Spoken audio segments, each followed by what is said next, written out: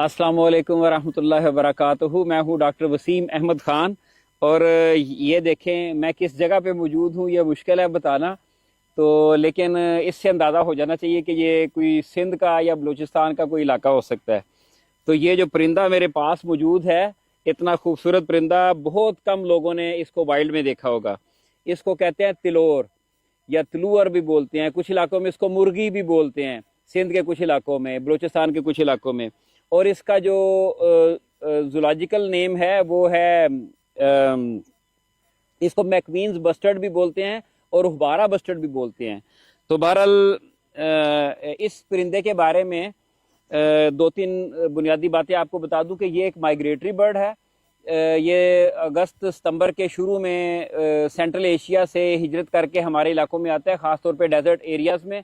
और ये पंजाब के जो जनूबी इलाके हैं, सिंध के कुछ इलाके हैं, बलूचिस्तान के कुछ इलाके, उनमें आता है। और ये रेगिस्तानों में घूमता फिरता है और 4-5 महीने गुजार के वापस चला जाता है। लेकिन इसका जो अलमिया है कि इसका शिकार बहुत होता है।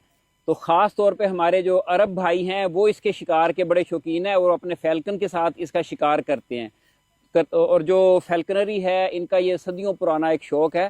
तो ये परिंदा, जब फैल्कन के साथ और भी बहुत सारे परिंदों का शिकार किया जा सकता है, लेकिन ये फैल्कन को बड़ा टफ टाइम देता है और वो बड़ा, इनको एक अम्यूज़मेंट की कैफियत होती है, तो वो बहुत खुश होते हैं।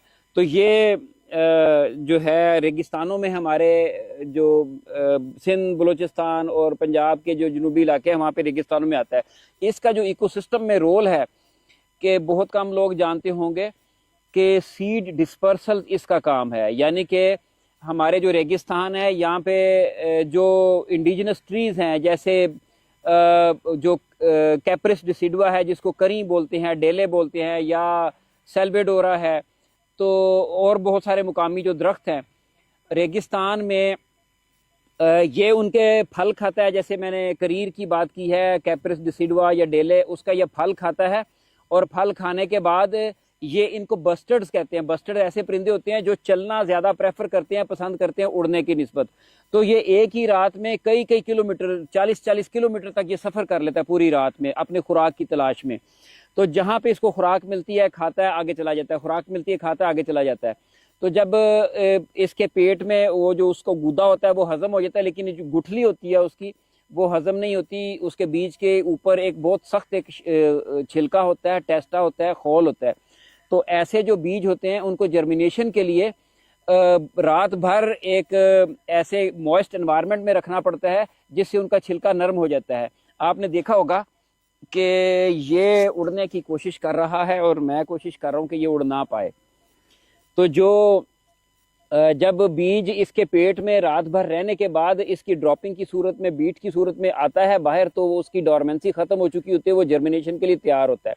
दूसरे लफ्ज़ों में कह लें कि ये परिंदा काज़किस्तान से, उज़्बेकिस्तान से, सेंट्रल एशियन रियासतों से उड़ के हमारे इलाके में आता है और यहाँ पे जो हमारे इंडिजिनस ट्रीज़ हैं उनकी जर्मिनेशन करता है, उनकी प्रोपेगेशन करता है, इनके बीज खाता है और कई कई किलोमीटर इधर उधर घूमता फिरता रहता है और उसके बीज फैलाता चला जाता है।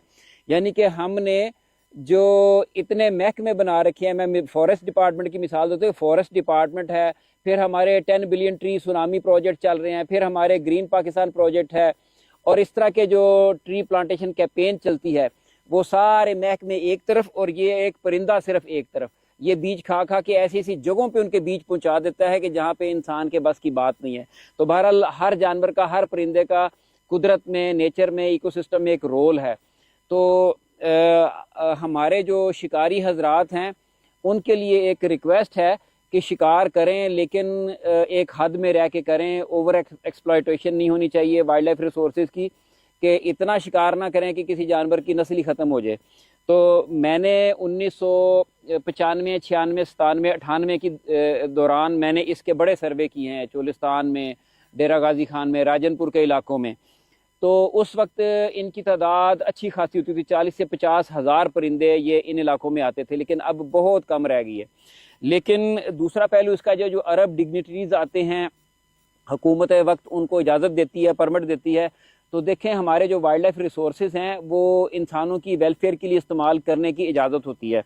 अब ये एक परिंदा शिकार की, जैसे ट्रॉफी हंटिंग है हमारी, मारखोर का हम शिकार करते हैं तो उससे करोड़ों रुपए आते हैं।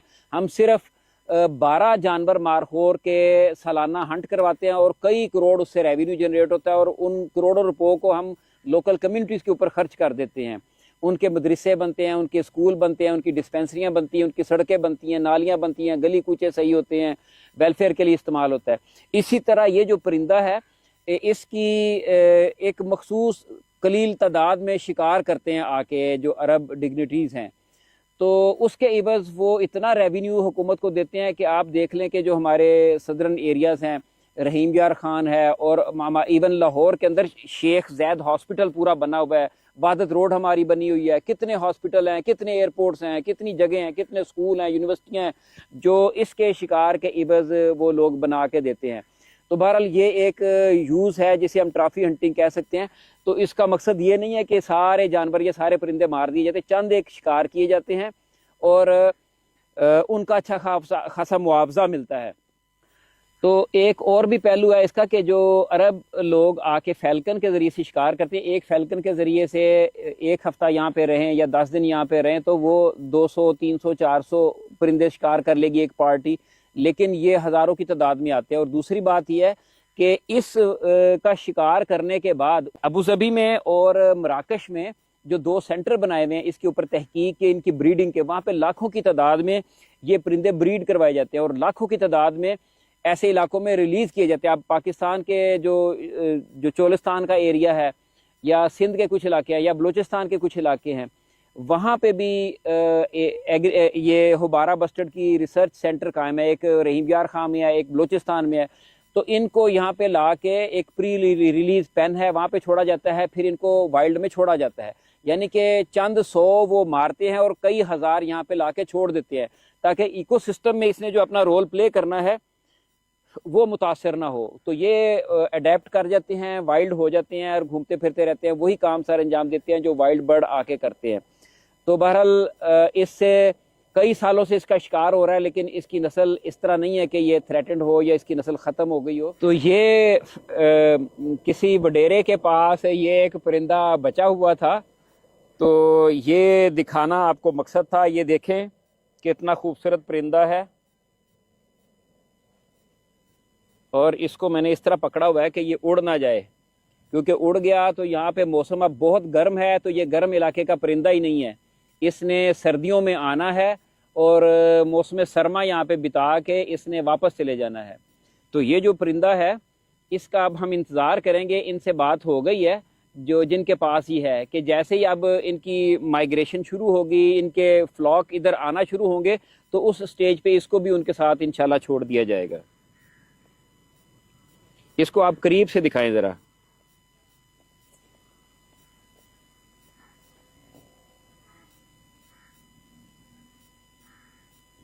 कि इसको अगर इसको इस स्टेज पे छोड़ा गया तो इसको किसी ने भी नहीं बख्शना। ये 2-4 दिनों के अंदर अंदर पकड़ा जाएगा या मारा जाएगा। तो इसलिए इसको अब हम रखेंगे इसके नेक्स्ट सीज़न के आगाज़ तक। जैसे सितंबर अक्टूबर में परिंदे आते हैं, उनके कई फ्लॉक्स आते हैं, झुंड के झुंड आते हैं, तो उनमें इनको छोड़ दिया जाएगा। दुम देखें इसकी।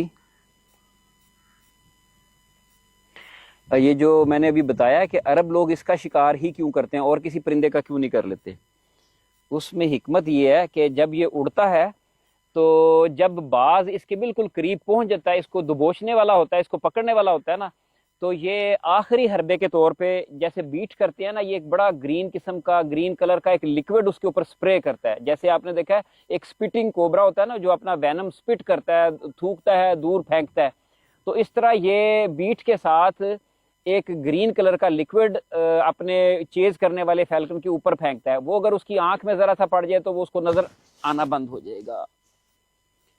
तो ये इसकी मुख्तलिफ टैक्टिक्स हैं उसकी अपने बचाव की। तो इसीलिए जो अरब फैल्कनर्स आते हैं उनको ये परिंदा बहुत लुभाता है, वो इसका शिकार करना पसंद करते हैं।